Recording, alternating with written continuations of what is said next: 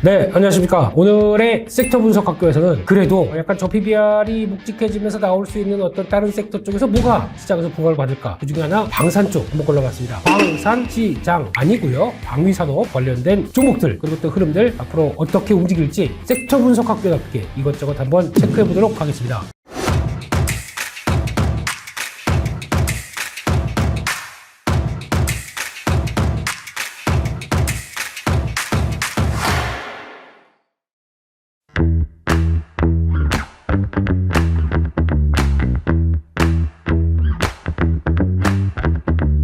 일단 그림을 보시면은 이제 K방산은 벌써부터 언제부터 약한 2021년 넘어가면서부터 2022, 2023 이렇게 일단 수출액 자체가 쭉 올라오기 시작하고 계약 건수도 올라오기 시작합니다. 잘 된다는 얘기겠죠? 그런데 여기서 이제 약간 비밀이 있는 게 잘 될 건 줄 알았는데 그럼 작년 같은 경우 왜 이렇게 안 좋았느냐? 저희가 보통 얘기하는 방산은 지금까지 지정학적 리스크가 계속 확대되다 보니까 거기서 나오는 수혜 쪽으로 그래서 특히 한국은 지정학적 리스크 관련돼서 미리 준비 잘하고 있던 북한과의 대치가 떡 이어지다 보니까 미리 대처 잘하고 있었다. 계속 R&D 개발하고 있었다. 우리는 준비된 국가다 라는 쪽에서 나오고 있고 그러다 보니까 R&D 개발하게 되면 바로 방산 관련된 쪽을 여전히 조달청 쪽으로 납품할 수 있는 분위기도 같이 연결되고 있다 라는 쪽에서 그러면 벌써 대량 양산의 준비가 다 돼 있다고 봐야 되겠죠. 그런 관점 쪽에서 여러 가지 지정학적 리스크가 나오기 시작하는 모습들 다시 한번 러시아 우크라이나 안 끝납니다. 그리고 또 그 밖에 이스라엘 쪽은 하마스랑 계속 또 붙고 있습니다. 거기다가 또 홍해 쪽에서도 약간 불안감 나오고 있고 아직까지 끝나지 않은 대만과 중국 쪽 다 지금 약간 좀 갈등의 골이 깊어지고 있죠. 이게 어떤 변화를 하게 되면은 제가 보기에는 트럼프 대통령이 전 대통령이죠.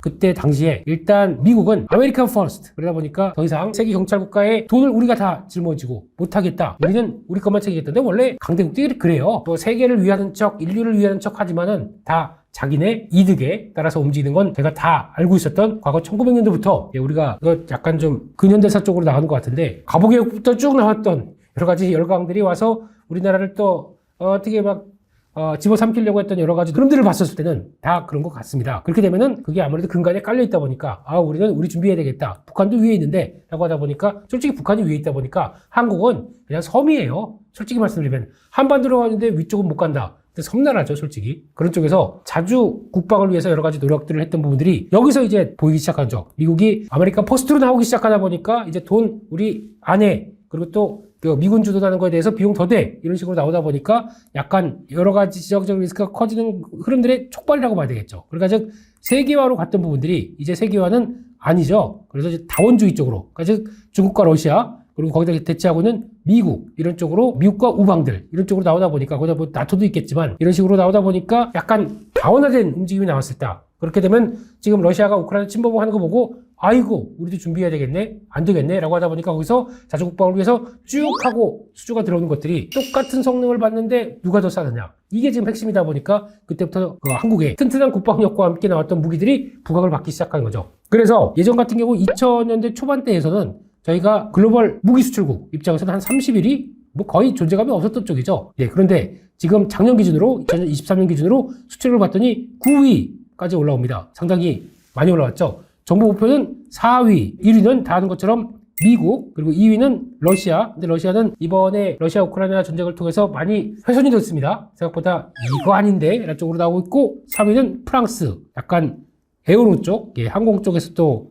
강점이 있다고 하죠. 그래서 그 4위를 우리가 삐집고 들어가겠다라는 목표를 세우면서 들어갔는데 다 좋은데 왜 못했냐고요. 작년 같은 경우 2022년도가 수출 금액을 보게 되면 이게 확 끌어올리다 보니까 괜찮았어. 그러면 170억 달러 정도쯤 됐을 겁니다. 이렇게 됐는데 그러면 목표가 원래 2023년도, 2022년도고요. 2023년도는 약간 200억 달러쯤 됐는데 못했습니다. 그만큼 130억 달러대 정도쯤에서 멈췄습니다. 왜 이렇게 못했을까? 아무래도 한국 수출입은행 쪽에 대한 자본금들이 부족한 거 그건 좀 이따 말씀드리겠습니다. 그쪽이 나오다 보니까 목표치 미달 안 되겠다 밀어치자 그래서 거기서 변화가 나오기 시작하게 되면 다시 변화가 개정돼서 나오는 부분까지 생각한다 그러면 다시 목표를 향해서 달리자. 지금까지 이어진 목표 2025년까지 계속 우상향되는 쪽으로 200억 달러를 향해서 가자란 부분이 이제 흐름들이겠죠. 그거를 채워 나가게 되면 결국에는 방산업체들 수주와 대기하고 있던 잠깐만요 우리 내부적인 사정 때문에 수출입은행이라는 게 있는데 정책금융을 지원을 못하다 보니까 요거 때문에 조금 늦어질 것 같습니다. 잠깐만 기다려주세요. 그래도 딴 데 가서 수출할 때 있으세요? 발주하게 되면 못해요. 그러니까 조금만 기다리세요. 라고 해서 지금 약간 구워 삶은 상태죠. 요게 통과가 되고 나오기 시작하면 딱 그 다음이 될 수 있겠다 라는 쪽에서 지금 기대가 좀 붙어있는 상황들이고, 그러다 보니까 벌써 방산업체 수출 커버리지를 하는 국가, 그러니까 수출 대상 국가가 과거에 2020년도 그때 막 늘어날 때 같은 경우도 28개국, 지금 31개국 이런 식으로 벌써 2010년도 중반 대비해서 2배 가까이 늘어난 모습들이고 50개국까지 확대하겠다, 이런 좀 대기하고 있는 국가들이 좀 있다라고 보고 열심히 세일을 하고 있는 거죠. 이런 쪽에서 변화를 봤었을 때, 그러면은 다음 국면으로 봤을 때 아까 말씀드렸던 경쟁력이 뭐냐, 납기, 가격, 호환성,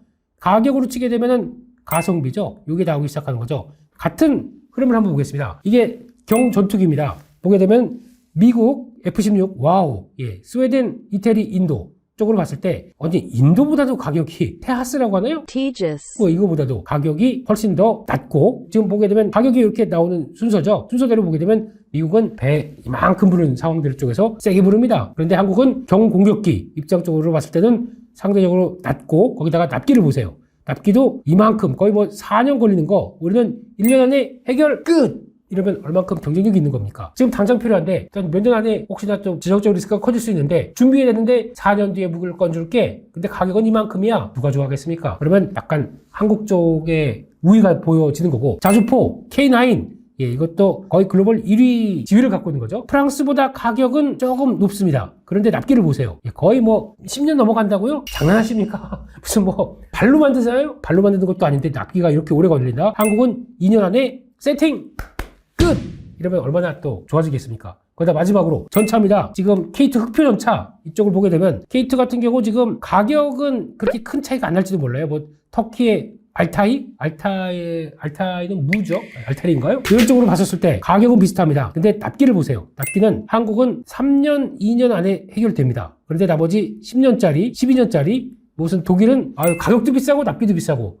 왜요? 네, 이런 쪽이 있다 보니까 가격면이나 납기면이나 한국의 K2는 긍정적인 모습들이 높다. 거기다가 이런 두 가지의 강점을 갖고 있는데 호환성이 또 중요합니다. 호환성이 뭐냐면은 미국의 우방국 개념으로 가게 되면 같은 뭐 시스템이나 아니면 같이 전술적인 측면으로 갔었을 때 이게 이동하고 움직이는, 그러니까 보통 보면 전차도 그냥 혼자 가서 빵빵빵 때리고 오는 거 아니지 않습니까? 같이 편대로 가거나 아니면 그를 따라서 약간 전술적인 배치나 이런 걸 했을 때 호환성이 상당히 미국의 우방적인 측면적으로 보게 되면 높다고 합니다. 이것도 같이 경쟁력이겠죠. 이러면 K방산의 주문을 안 할래 안 할 수가 없는 구조가 나오는 거겠죠. 이런 부분들도 한번 체크를 해야 될 것 같고요. 흐름이라고 하게 되면 K방산의 가장 발목을 잡았던 거 수출입은행법 개정안들이 2월 29일입니다. 본회의에서 통과가 되기 시작하게 되면 어느 정도 목표했던 대로 흐름이 나오지 않을까, 이걸 바라보는 거죠. 그런데 여기서 보는 부분은 과거 2001년도부터 수출입은행에 대한 출자 내역들을 쭉 보게 되면 쭉 나오면서 계속 더 증액을 시켜왔습니다. 그런 쪽에서 지금 잘 보시게 되면 마지막에 작년 기준까지 보게 되면 총 합계 14조 7,733억 여기저기서 이제 현물 출자를 받고 계속 늘려오긴 했는데, 이제 자본금이 15조 중에서 거의 쓸 수 있는 금액들이 다 꽉 찼다는 얘기겠죠. 이 15조까지 들어간 쪽에서 지금 여러 가지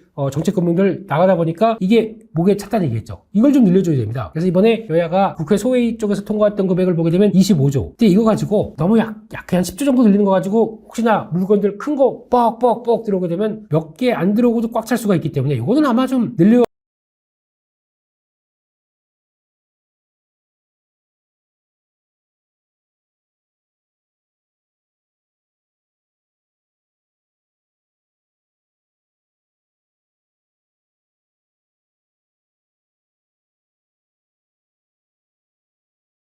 여야가 또 합의해서 25조는 통과를 하겠는데 좀 더라는 쪽으로 혹시나 플러스 알파가 나오기 시작하게 되면 그건 가장 좋은 거겠죠. 그럼 그만큼 수출을 할 게 더 많다라는 쪽으로 보게 되면 방산에 대한 기대감이 확 올라가겠죠. 그런 것도 생각해 보시게 되면 일단 중요한 건 지금 이거라도 늘려줬다. 근데 거기에 따라서 그러면 대기하고 있던 이것 때문에 쭉 안 됐던 부분들, 대표적인 게 폴란드 2차 K2 전차 수주죠. 약 한 30조 정도 되는 거, 그거 같은 경우도 바로 계약을 할 수가 있을 것 같고, 게다가 기대하고 있던 여러 가지 사업들이 속도가 난다. 그러면 수주가 좀 늘어나는 쪽으로 나오겠죠? 이런 쪽으로 나왔을 때 변화 요인들이 높다라고 봐야 될 것 같고, 또 이런 것도 중요할 것 같습니다. 아예 그냥 시중은행이 참여하는 쪽들입니다. 이제 상대 국가에 대한, 이제 보통 방산 같은 경우는 약간 국가 대 국가의 느낌이 좀 커요. 그러니까 물론 계약은 어떤 민간업체라고 하긴 하겠지만 이게 민간이긴 하지만 뒤에 지금까지 국방부에 납품을 했었다라고 하게 되면 정부에 대한 레퍼런스가 좀 있는 쪽이고 마찬가지로 계약을 하는데 중간에서 이제 수출입은행이 같이 결부된다라고 하게 되면 거의 국가 대 국가 쪽으로 나오다 보니까 국가의 신용도와도 약간 같이 연관이 될 수 있겠죠. 그래서 만약에 공급했는데 신용도가 별로 안 좋은 나라, 그리고 적자만 큰 나라 이런 쪽으로 공급했다. 그러면 돈 받을 게 없을 거 아닙니까? 그렇기 때문에 이런 보증관계 쪽도 이제 중요하긴 한데 그런 쪽에서 만약에 우수한 그래도 신용등급 높고 돈 떼일 가능성이 없고 그렇게 되면 시중은행들도 그냥 좀 참여해도 되지 않을까요? 그러니까 좀 돈 같이 수출금융 들어갈 때 우리가 구성하겠습니다 라고 하는 어떤 신디케이트 론, 그러니까 또 한 개가 은행이 들어가게 되면 부담이 크다 보니까 은행별로 몇 개 해서 같이 이렇게 만들어가면 이것도 좀 정부의 입김과 함께 들어가기 시작하게 되면 한번 생각해 볼 수 있는 문제겠죠. 이것도 한번 눈여겨봐야 될 것 같고 잘 되면은 원하는 이제 수익률도 챙길 수 있겠고 그렇게 보셨으면 좋겠고 그러다 보니까 여기서 이제 중요한 거는 단기적으로는 이런 어떤 자금들에 대한 흐름들을 풀어주는 게 중요하겠다. 이런 쪽들도 나오기 시작하고요. 거기다가 또 확대되기 시작하게 되면 중장기적으로는 이제 뭐 다 아시는 것처럼 어떤 특화된 서비스로 원스톱 서비스를 쭉 가서 뭐 허가 다 오케이 하는 쪽으로 보셨으면 좋겠고 거기다가 또 수출 금융 조직도 따로 만들어서 나가기 시작하는 이런 단계들이 하나씩 풀려가기 시작하게 되면 훨씬 더 방산에 대해서 그러니까 즉 정부가 목표했던 1, 2, 3, 4 글로벌 무기 수출국 4위 정도까지 가면서 지위를 쫙 올려갈 수 있겠죠. 이게 또 어디서 변화가 나오냐면 제가 보통 얘기하는 게 하드 파워가 있고 소프트 파워가 있지 않습니까? 이렇게 봤었을 때 저희가 소프트 파워는 지금 상대적으로 다 아신 것처럼 K-푸드, K-컬처, K-팝 이런 식으로 잘 나가고 있는 모습들이 나옵니다. 이걸 기반으로 인해서 한국이 예전보다 상당히 좀 좋은 모습을 가져가고 있고 글로벌 시장에서 부각하는 나라다. 그러다 보니까 맞아. BTS 나라인데 잠깐만 거기서 무기도 잘 만들어? 그러면 이렇게 넘어가는 과정. 요거에 연결시킬 수 있는 분위기도 나오겠죠. 그런 하드 파워 쪽에서도 강국이 되기 위한 소프트 파워가 지금 충분히 해주고 있기 때문에 이러한 변화가 하드 파워까지 연결시키는 모습까지 연결된다. 뭔가 좀 돈 되는 소리가 나오겠죠. 그럼 그런 거를 좀 이런 물 들어올 때 잘 이용해야 되지 않을까? 그러면 정부의 정책이나 이런 것들도 좀 풀어주게 되면 훨씬 더 기대감이 높겠다라는 쪽도 바라보고 있습니다. 그러면 앞으로 대기하고 있는 쪽이 뭐가 있을까라고 봤었을 때 일단 하나에어로스페이스 보니까 K9, 레드백, 거의 자주포, 장갑차 이런 쪽으로 폴란드, 노르웨이, 핀란드, 루마니아, 영국, 호주. 영국도 딱 대기를 하고 있어요. 자주포 116문을 교체할 걸로. 금액은 1조 2천억. 이거 좀 큰 거죠. 가능성이 높겠죠. 하나에어로스페이스 거의 글로벌 자주포의 1위 쪽으로 지금 지위가 올라오다 보니까 다 보세요. 약간 폴란드, 노르웨이, 핀란드 약간 러시아에 대한 부담감 안고 있는 나라. 루마니아도 마찬가지겠죠. 영국도 마찬가지고. 이런 쪽으로 나오게 되면 그 라인 쪽에서 국방에 대한 좀 방어력들을 좀 키우려고 하는 모습들이 나온다. 이런 거 보실 필요가 있을 것 같고 게다가 레드백은 호주 쪽인데 이거는 약간 물 건너가는 느낌은 납니다만 그래도 나머지 국가들도 충분히 있다라는 쪽에서 보셨으면 좋겠고 한국항공우주도 아까 보신 것처럼 FA50, T50 이쪽에 기존에 들어갔던 것 특히 미국과의 진입이 얘기가 계속 많이 나오고 있는데 모르겠습니다. 이거는 진행이 되는 거 좀 더 봐야 될 것 같고요. 그 밖에 뭐 수리온, 한국형 헬기죠. 이런 쪽도 기대감도 있는 거고 현대로템은 K2 같은 경우 폴란드 자녀 물량 이거 아까 말씀드렸던 것들 추가적으로 체결할 가능성들 그와 함께 뭐 루마니아, 체코, 중동 다 같이 또 기대를 할 수 있는 요인들 나오고 있다. 거기다가 폴란드가 약간 거점으로 삼고 그걸 확대되기 시작한다 라고 하게 되면 현대로템의 영역은 좀 더 넓어질 수가 있겠죠. 마지막으로 LIG 넥스원. LIG 넥스원은 천공 비공 시리즈 쫙 갖추면서 미사일 시스템 쏴봐라 우리 다 그냥 요격 뭐 이런 식으로 나오기 시작하게 되면 사우디아라비아 수준 나왔죠. 그 밖에 또 루마니아, 미국. 근데 보시게 되면 루마니아가 상대적으로 좀 관심이 많습니다. 그러니까 즉 약간 폴란드, 루마니아 저희가 알고 있던 이제 동유럽 국가 쪽에서 폴란드가 너무 부각을 받고 있는데 우리가 상대적으로 좀 위축되는 측면이 있기 때문에 우리가 한국과 좀 끈끈하게 해서 방어 체계를 만들지 않을까 하는 쪽에서 루마니아에 대한 관심들이 상당히 높아지는 거죠. 그랬을 때 한 번 더 계약 체결하고 순차적으로 나오기 시작한다. 그러면은 이것도 제2의 폴란드처럼 나올 수 있는 부분들이 확인된다는 것도 앞으로의 변화를 체크를 할 부분이 있지 않나 하는 쪽에서 이런 아까 말씀드렸던 경쟁력들 이걸 가지고 변화가 나오는 것들 계속 또 체크를 해보자 라고 말씀을 드리도록 하겠습니다. 그러면 여기까지 해서 일단 전반적인 K방산이 왜 경쟁력이 있는지에 대해서 그러면 알아봤고요. 다음 코너 2부에서는 그러면 뭐 사요? 가겠습니다. 잠시만 기다려주세요. 주도주입니다. 딱! 그러면 영업이익이 벌써 2배가 뛰어서 잘했다는 얘기죠. 첫 번째는 1등 쌓여있는 수주잔고 보게 되면은 의외로 무시 못한다. 기대감은 높아지고 있는데 매출 일단 뛰고 거기다가 영업이익이 가파르게 상승한 이런 회사들이 더 좋지 않겠느냐. 이쪽에서 제가 보기에는 만약에 지금 접근한다라고 하게 되면 여긴 또 안 밀릴 것 같아요. 한 밑에 정도까지 조정이 들어온다. 이런 건 어머 이건 사야 돼. 작년에 2천억대 가기 시작하게 되면 4천억대. 조금 더 날개를 달 수 있지 않을까요?